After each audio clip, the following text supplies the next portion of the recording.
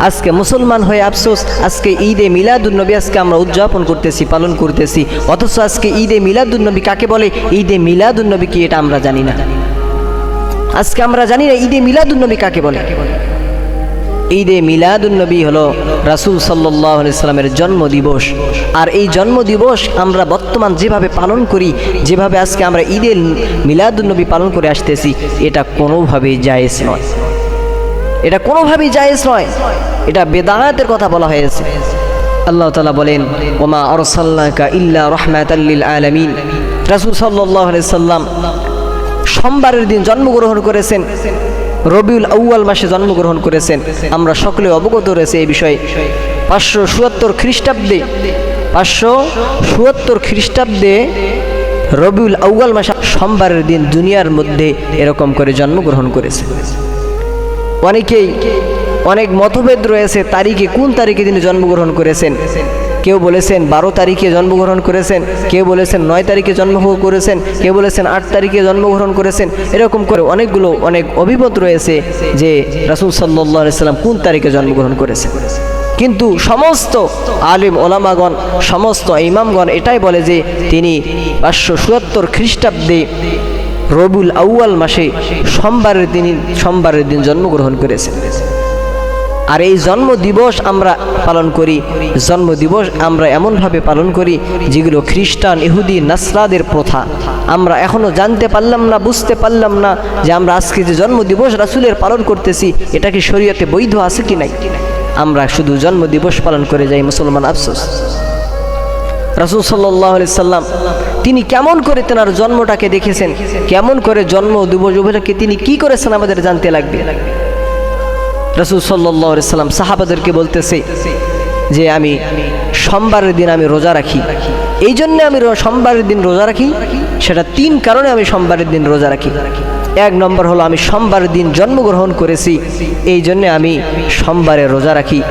2 নম্বর বিষয় হলো আমি সোমবারে এই জন্য রোজা রাখি যে সোমবারে আমার কাছে ওহী প্রেরণ করা হয়েছে, ওহী নাজিল করা হয়েছে, ওহী নিয়ে আসা হয়েছে, এই জন্য আমি সোমবারের দিনে রোজা রাখি।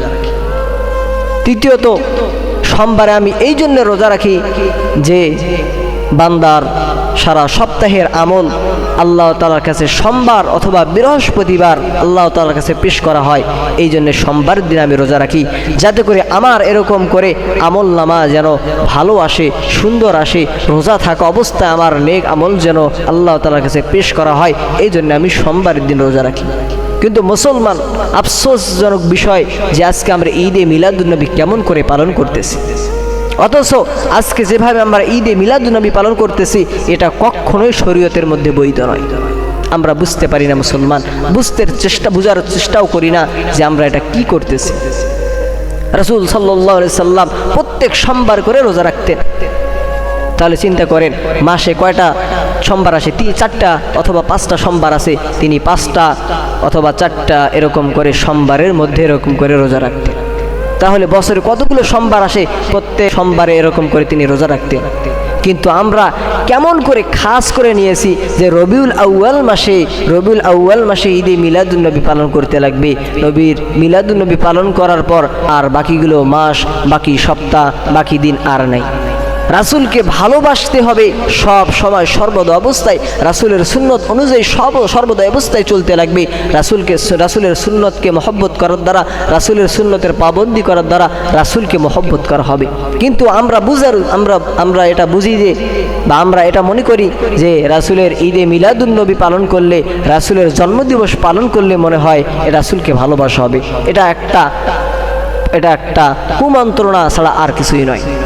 কিছু সুন্নি নামধার মুসলমান রয়েছে যারা এরকম করে, তারা সুন্নি মুসলমান যেগুলো রয়েছে এরা এরকম করে রাসূলের জন্মদিবস পালন করে, যেটা শরীয়তের মধ্যে কখনো বৈধ নয়। রাসূলকে মহব্বত করতে হলে প্রতিদিন মহব্বত করতে হবে, প্রতিদিন ভালোবাসতে হবে, প্রতিদিন সুন্নত আদায় করার দ্বারা রাসূলকে মহব্বত করতে লাগবে, প্রতিদিন দরুদ শরীফের আমল করতে লাগবে। এর দ্বারা রাসূলকে ভালোবাসা হবে, রাসূলকে মহব্বত করা হবে। আজকে আমরা ঈদে মিলাদুন্নবী পালন করতেছি, অথচ সিরাত কি আছে, রাসূলের চরিত্র কি রয়েছে, এই দিকে আমাদের কোনো ভ্রুক্ষেপ নেই। রাসূলের সিরাত তো ওই তেনার জন্মের পর এরকম করে তিনি যখন নবুয়ত পেয়েছেন, বা ধীরে ধীরে যখন ছোট থেকে বড় হয়েছেন, তেনার চরিত্র কেমন ছিল, এই চরিত্র পুরা চরিত্রটাই হলো তেনার সিরাত। তিনি কেমন করে নামাজ আদায় করেছেন, কেমন করে ঘুমাইয়েছেন, কেমন করে খাওয়া দাওয়া করেছেন, কেমন করে রোজা আদায় করেছেন, কেমন করে হাদত ছেড়েছেন, কেমন করে মানুষের সঙ্গে ব্যবহার করেছেন, কেমন করে মানুষের সঙ্গে লেনদেন করেছেন, কেমন করে দুনিয়াবাসীর সঙ্গে কথা বলেছেন, কেমন করে আল্লাহ তাআলার ইবাদত করেছেন। এই যে সমস্ত ইবাদত, সমস্ত কাজকর্ম হলো রাসূলের সিরাত। তিনি কেমন করে জিহাদ করেছেন, কেমন করে মানুষের সঙ্গে ভালোভাবে কথা বলেছেন, এই সমস্ত কিছুই হলো সিরাত। রাসূল সাল্লাল্লাহু আলাইহি সাল্লাম এরকম করে এত তাইফের ময়দানে এত রক্তাক্ত হয়েছেন, এই যে রক্তাক্ত হয়েছে এটাই হলো রাসূলের সিরাত। মুসলমান আজকে আফসোসজনক বিষয় আজকে ভালো করে না জানার কারণে আজকে আমরা শিরকি কাজ করতেছি, বেদাতি কাজ করেছি। এটা কখনো জায়েজ নয়, বরঞ্চ আমাদের গুনাহ হইতেছি। আমরা মনে করি যে এর দ্বারা মনে হয় আমাদের সব কামাই হইতেছে, নেকি অর্জন হইতেছে, অথচ আল্লাহ তাআলা বলে দিয়েছেন যে এমন কিছু লোক যারা ভালো কিছু কাজ করবে, যেগুলো কাজ করবে তারা মনে করবে যে ভালো কাজ করতেছি, কিন্তু অথচ ভালো কাজ করতেছে না, বরং গুনার কাজ করতেছে। তারা মনে করবে যে আমরা মনে হয় ভালো কাজ করতেছি। এই বিষয়টা হলো সেই যে আমরা মনে করি যে এই যে রাসূলের জন্মদিবস পালন করতেছি, এটা মনে হয় নেকির কাজ, ভালোর কাজ, এটা করলে মনে হয় নেকি পাবো, আল্লাহ তাআলা রাসূলকে ভালোবাসা হবে।